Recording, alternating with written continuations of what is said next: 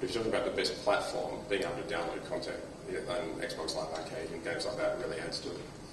That doesn't really require a hard drive, though, does it? I mean, the Wii, you can download virtual console games, WiiWare games. Little tiny games from 100 years ago. Not real games, not great games. One of the big issues at the moment is that the assets that are required now for games have leapfrogged. We're looking at textures going from 256K to 2.5 meg. The amount of data has gone up by a factor of 10, but our optical devices are still as slow as ever. So not having a hard drive means... In some cases slower. Yes. So it's like, yeah, I mean, a hard drive I think is critical. For, like Cam was saying, downloadable content, you want to do other stuff with your console rather than just, play games on it. You want to be able to look at your media and show your photos off and do whatever else you want with it. That's not a game, doesn't make a great game, but it's something else you can play with. That was pretty weak, guys. Sorry, no, I did, yeah. Let's talk about control systems, because obviously Nintendo this generation has unleashed a radical controller. Sony decided not to throw the baby out with the bathwater and take a little bit of motion sensing capabilities, but keep the standard pad. Microsoft said, we've done all that 10 years ago with Sidewinder, it was crap then, it's crap now. We'll keep the Xbox pad, thank you very much. Which is the best approach? Go on, Dan, you got to start. Well, it's just, it's still a bit embarrassing, this one, really. Microsoft is kind of aping what Nintendo were doing a few years back, and then Sony's kind of been caught halfway across, coming out the door and then something there. And they've actually cottoned onto like the least important part of the Wii controller. If you look at an Xbox 360 or a PS3 controller as an average normal person, it's starting to get overwhelmingly difficult. Nintendo, through the evolution of the hardware generations, have given us the D-pad, it's given us rumble, given us the analog stick, given us shoulder buttons. They've built every major controller innovation pretty much since the Atari 2600 has been driven by Nintendo, except for the VMU and the Dreamcast. That was kind of didn't catch on. What's an example, we're talking about games, right?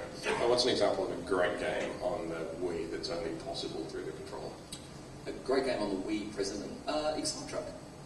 Is an absolutely sensational experience that is not really... Yeah, but you're not putting Excite Truck. With all due respect, you're we're talking about the future, though. The Wii, I think... What's happened with the Wii, right? Is it genuinely disruptive technology? Right now. What's an example of a great game on the Wii that couldn't have been done with an Xbox controller? Couldn't have the Xbox controller. I'm not sure there is a great one yet for the Wii that's really cracked that mark. We're talking about the future, though. The Wii, I think, is doing what the DS did originally. It's turned out as a very disruptive, different way of doing things. Nintendo was shown through some, smaller projects, minigame. They've pointed the way to a few innovations there, and it's going to take a year or two for that to really start to come good. Other developers kind of catch up to speed with that. And I think you see astonishing new experiences the next couple of years in the Wii that won't rely on how they look, but how they play.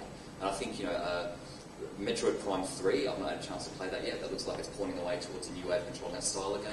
I don't know if it's perfect or not, but maybe that points the way to the next great thing in that style of gameplay. And there'll be things kind of next couple of years that really do drive that. And I don't think you can leave out... sales, perhaps not so important in terms of determining great games. But I think it's only really on a console that has a very broad reach that you can find genuine niches within which great games can flourish. If you've got a small user base and a hardcore, well-defined user base, you need to appeal to that user base for almost everything that you do. Whereas the Wii Remote is the kind of thing that is very inclusive of people who are lapsed gamers, people who are disinterested in the style of gameplay for the Xbox 360 and PS3. It's brought people back to gaming, it's brought people to gaming for the first time. People I know I never would have expected to find a console in their home. It's popping up under people's TVs. And that does mean that because those people are able to play a game, interacting with it in a simpler, more direct way, that there'll be markets for different styles of games. In some ways, it's not just blockbuster action movies. There will be different styles of games. I think that, the Wii Remote is fantastic. It's a lot of fun, and it does allow people that don't really get games to play games. But I think that what Sony's doing is going a step further. They've got the little bit of motion in the remote they have now, which is that's okay. It's not a big deal. But The thing is, extra interfaces. It's you know your buzz controllers for playing games. It's your SingStar microphones. It's your the camera. There's a video that's been released on the Sony site just recently about drawing sketches of stuff and then actually getting the game to animate the sketches of the stuff you've done. So you're actually providing your own look to the game and doing cool things like that. And Sony's actively encouraging people to experiment with different interfaces into the game world. I think we're going to see some fantastic things come out of that. Yeah, I think that's encouraging. Actually, I mean, Sony's done some good things with things like your Buzz and SingStar. In terms of the PlayStation 3, though, I think that's the kind of audience that's interested in those sorts of experiences. That's a very heavy investment to get that into the living room, just that kind of experience. I think that's really, we're talking more about the PS2, I think, in terms of hitting that market with those controls. Yeah, well, I reckon that Guitar Hero is a good example of the type of game that brings non-gamers into gaming. And that's exactly the type of thing that you might have when you go around your friend's place and they've got an Xbox 360 and you fire up Guitar Hero on the wall. Yeah, sure, but I'm saying that my point is that your point isn't unique to the Wii. It's not like only the Wii is experimenting with that, new genres of games. But look, the idea of a pointer, I mean, there's the motion control, which is fun and interesting, and there's a set of I believe, fairly limited applications that do add extra twists and wrinkles to existing types of games. PS3's got that option now too, but the idea of a pointer, like a freehand mouse type of interface, it opens up the kind of people who are quite happy to play a game with a mouse on a PC, casual gaming context, with an inexpensive device, something that can sit on a coffee table, looks like a remote, it's not, it doesn't have the creech factor or the unapproachability of some of the more other modern game controllers. I think you'll find that the sorts of experiences that come out of it are much simpler, and the kind of design sensibility that comes out of, a simple, obvious one primary button, a secondary button, and a direction. The kind of gameplay, I mean, constraints you're talking about as a bad thing. Constraints from a game design point of view can be enormously helpful and can point you towards you want you to live better ways to interact with technology. I mean, obviously, everyone would argue that accessibility, for a game to be accessible is a great thing because it opens up the market, but that doesn't necessarily deliver the best next-gen gaming experience, does it? Accessibility doesn't? No. Wii Sports is a very accessible game, but is it the best next-gen game that'll be this generation? Well, it depends on whose perspective. I mean, for example, my dear old mum played that. She's not ever been using a video game before. I feel a lot of people getting into those sorts of experiences who feel like they're a little bit more directly involved with what's going on the screen. They're not pushing more and more buttons in different combinations.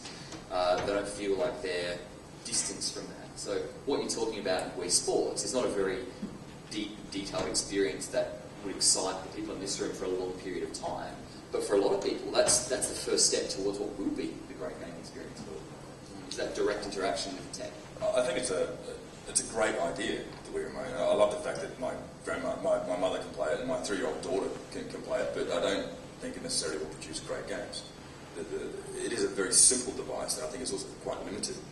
But as to whether it will produce the great games, I think maybe you get a couple there, but not overall.